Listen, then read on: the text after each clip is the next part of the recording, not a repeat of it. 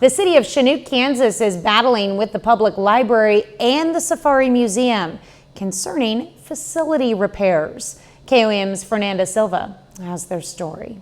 Up here is our most recent damage from last summer from the HVAC system. Director of the Chanute Public Library, Jenna Lawrence, is concerned about the building's current HVAC system.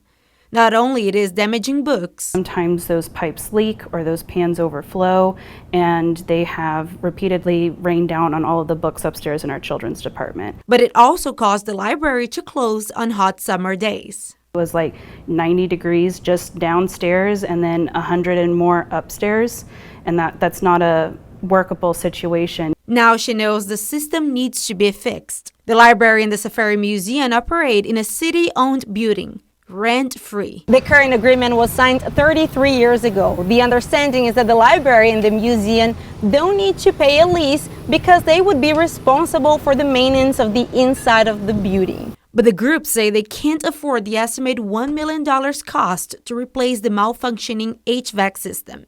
The city then proposed a new agreement. They're leasing from us and they'll pay a set amount each month and we'll fix everything, just like a normal rental of a house or a building or something like that from a landlord. City Commissioner says that if the museum and the library sign the new agreement, the city would be responsible for fixing the HVAC.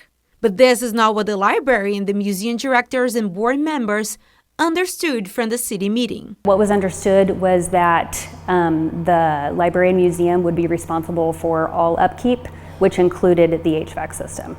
So if that's what the city commission thought, that is not what was communicated to the museum or the library. If the library and the museum need to pay for the repair, they will need to come up with a plan of action. We've talked about taking out loans from the bank and from several different banks because this is going to be a huge project. And we've talked about using state historical tax credits to help pay with some of that. In Chanute, Fernanda Silva, KOAM News.